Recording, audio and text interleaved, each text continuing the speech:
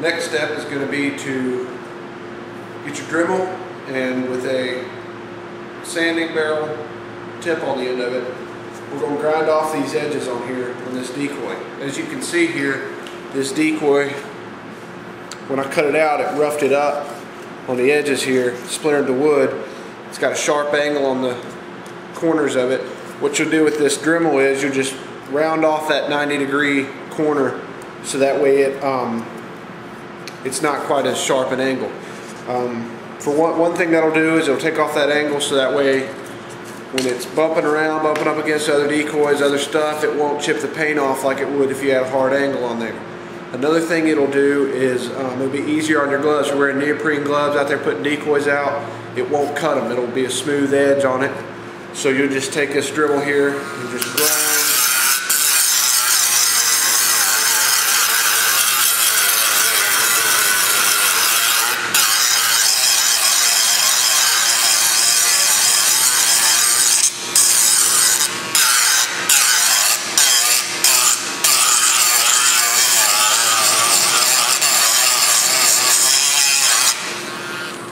Just grind it down smooth like that, like you can see, and that'll help you out a lot.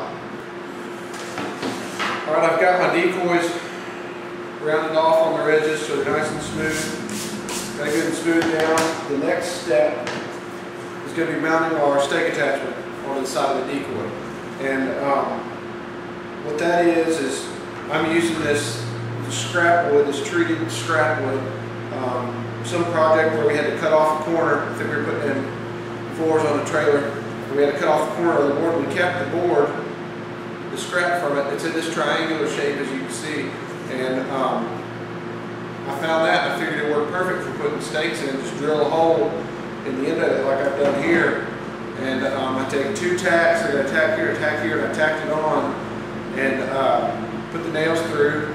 Cut them off with the Dremel cutting bit, and sand it all down. Before I got it on tight, I squeezed some Gorilla Glue up in between it and the decoy to help hold it on even more. And so it's got the hole in there. I don't know if you can see it. Let me get closer for you. It's got my hole right there to put the stake in, and it's just triangular. You get it painted up right, and it's kind of hard to notice unless you got it at an angle.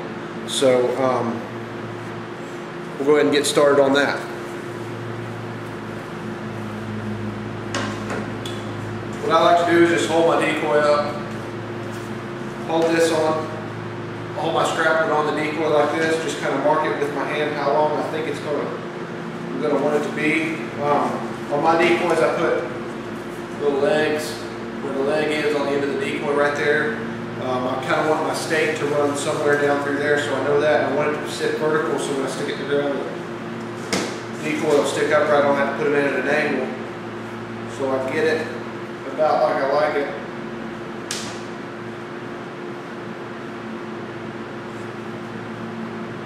Square it up a little bit.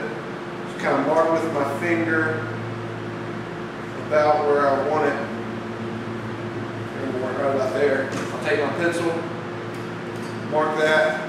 I just use my cutter here because it's handy, and cut that off.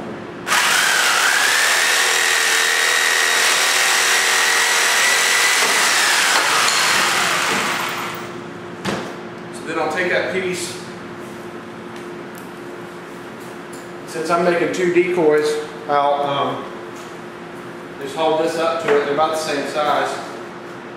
Just make my next one the same size, just mark it.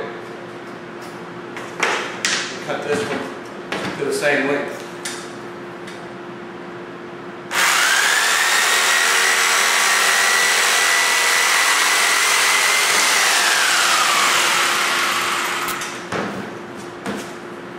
Not real scientific with it, just get it somewhere about right. So then this will mount on there like so. Drill a hole in the end of it, and that'll be our stake.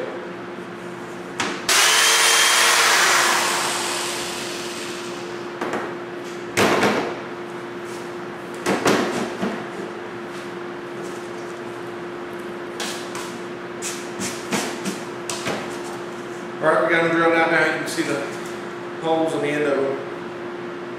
What I'm going to do now is I'm going to assign one to each decoy. So I'm going to put this one, we'll say this one's going to go with this one, and I'm going to draw an X on the side of it. Put an X on this decoy, that way I'll know which one goes with which. Now I'm going to drill my pilot holes for these for my tacks, because it's kind of hard to drive a hammer and nail through this plywood. It's pretty hard stuff, and then into the treated. You're better off just drilling a pilot hole and fitting them right in there, because they're not really holding anything. They're just keeping this from twisting back and forth once you get it on there.